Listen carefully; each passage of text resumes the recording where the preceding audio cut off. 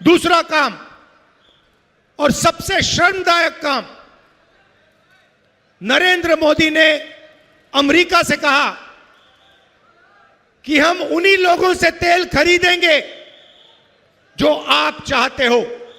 अगर आज हिंदुस्तान रूस से, ईरान से, सऊदी से, वेनेजुएला से तेल खरीदना चाहता है तो बिना अमेरिका से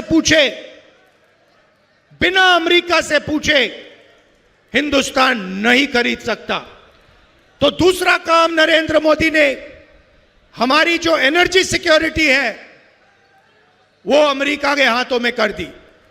तीसरा काम भाइयों और बहनों, और जो यहां युवा लोग हैं, ये आप इसको समझोगे, हर रोज जब आप फोन चलाते हो, इंस्टाग्राम देखते हो, आप डेटा बनाते हो। डेटा 21वीं सदी का सबसे जरूरी चीज है। जो पहले देश की शक्ति तेल से बनती थी, पेट्रोलियम से बनती थी, अब देश की शक्ति डेटा से बनती है। भाइयों और बहनों, नरेंद्र मोदी ने हिंदुस्तान का डेटा अमेरिका के हवाले कर दिया। हिंदुस्तान का पूरा डेटा अमेरिका को पकड़ा दिया। जहां भी अमेरिका आपका डेटा रखना चाहे, चाहे वो मेडिकल डेटा हो, चाहे वो आपका आगे पीछे जाने का डेटा हो, चाहे वो आपकी बातचीत हो इंस्टाग्राम पे, व्हाट्सएप पे, सारा का सारा नरेंद्र मोदी ने अमेरिका के हवाले कर दिया। भाइयों और बहनों, वो इस डेटा को जहां भी रखना चाहते हैं वहां रख सकते हैं। हिंदुस्तान के बाहर रखना हो, अमेरिका में रखना हो, जहां भी रखना हो वो रख सकते हैं। ये नेशनल सिक्योरिटी के खिलाफ है। नरेंद्र मोदी ने हमारा डेटा दे दिया और नेशनल सिक्योरिटी को नरेंद्र मोदी ने भारी चोट पहुंचाई। भाइयों और बहनों, चौथा काम, नरेंद्र मोदी ने अमेरिका को कमिटमेंट दी कि हर साल हिंदुस्तान अमेरिका से 9.5 लाख करोड़ रुपए का माल खरीदेगा। 9.5 लाख करोड़ रुपए का माल हिंदुस्तान अमेरिका से खरीदेगा। तो आप सोचिए, हमारी छोटी जो फैक्ट्रियां हैं, मिडिल साइज की जो फैक्ट्रियां हैं, जो आर्थिक रीढ़ की हड्डी होती है, वो क्या करेंगे? अगर अमेरिका का माल सुनामी जैसे हिंदुस्तान में आएगा तो हमारी सारी की सारी छोटी और मिड साइज फैक्ट्रियां बंद हो जाएंगी। तो यह चौथा काम नरेंद्र मोदी ने कहा। आप देख रहे हो, आप कह रहे हो कि भैया हमारी तो फैक्ट्रियां, छोटी फैक्ट्रियां, मिडिल साइज फैक्ट्रियां ममता जी ने बंद कर दी। बंगाल में आपको डबल नुकसान होगा। बंगाल में ममता जी ने आपकी इंडस्ट्री को खत्म कर दिया और पूरे हिंदुस्तान में वो नरेंद्र मोदी इंडस्ट्री को खत्म करने में लगा हुआ है।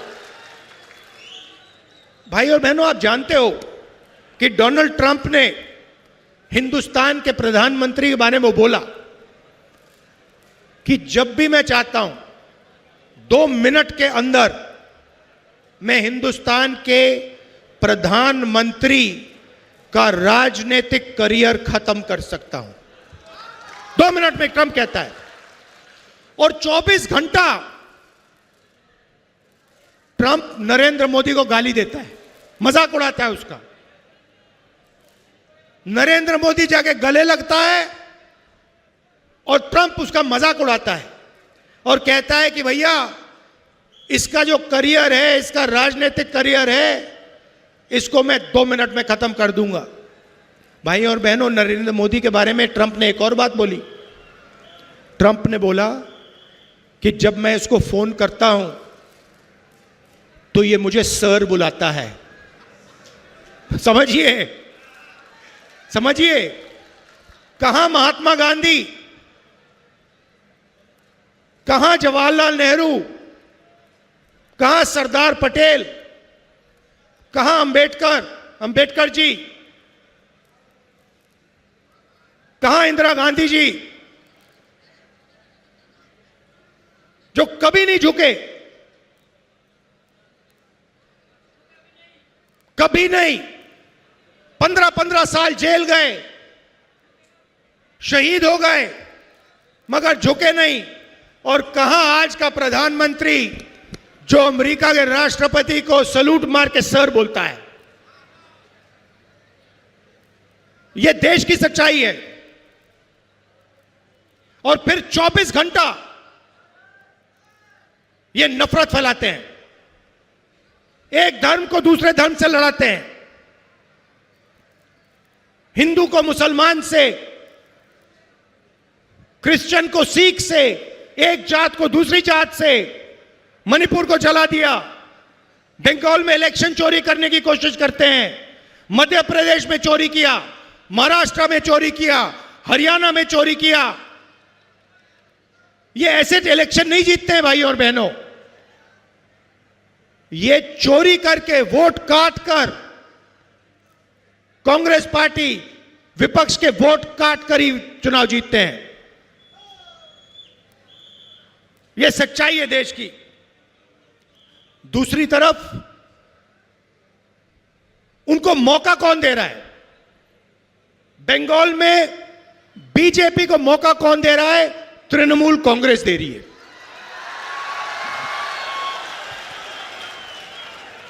बीजेपी बंगाल को पैसा नहीं देती है। 2 लाख करोड़ रुपए बीजेपी ने बंगाल को नहीं दिए। मनरेगा का पैसा काट दिया। बंगाल के लिए यूनियन बजट में कोई प्रोजेक्ट नहीं दिए। और फिर एसआईआर के माध्यम से लोकतंत्र पर आक्रमण कर रहे हैं। मगर तृणमूल कांग्रेस भी अपने काम में लगी हुई है। वो भी बंगाल के लिए काम नहीं कर रही है। अगर नरेंद्र मोदी जी भ्रष्ट हैं, मैंने अदानी जी की बात की, तो तृणमूल कांग्रेस भी भ्रष्टाचार की रेस में कम नहीं है। भाइयों और बहनों, Sharda chit fund scam, 17 lakh investors का पैसा, 1900 करोड़ रुपए उनको वापस नहीं दिया। Rose Valley chit fund scam, 31 lakh investors का पैसा लिया, 6,600 करोड़ रुपए अभी तक वापस नहीं दिए। Coal smuggling scam, illegal mining, transport, goonda tax collection होता है यहां पे ट्रांसपोर्टर्स और परचेजर से, और यहां पे बंगाल की जनता का फायदा नहीं होता है। यहां पे सिर्फ तृणमूल कांग्रेस का जो सिंडिकेट है उसको ये 24 घंटा पैसा देते रहते हैं, हिंसा फैलाते हैं, मारपीट करते हैं और झूठे वायदे।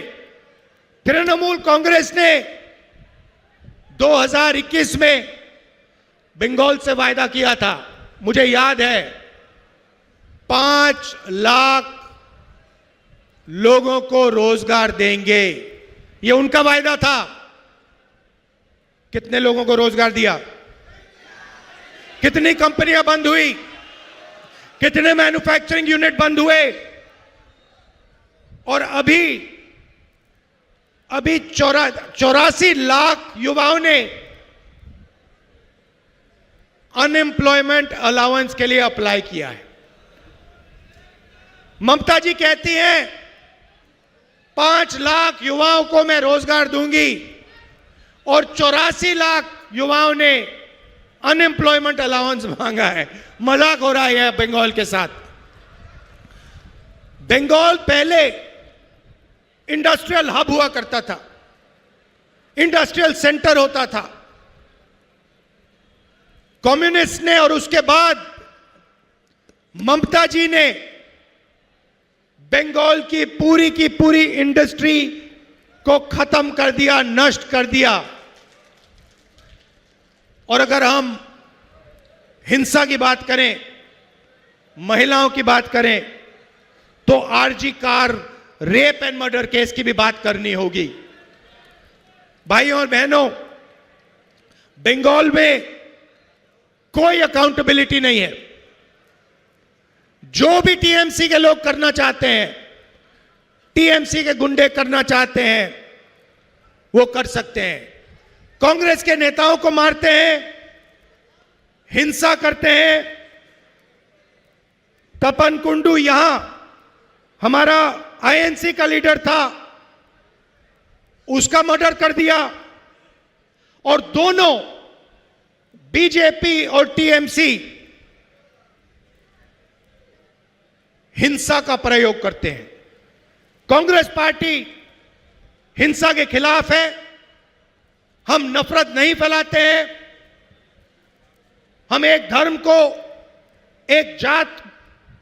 को दूसरे धर्म से, जात को दूसरी जात से, एक भाषा को दूसरी भाषा से कभी नहीं लड़ाते हैं।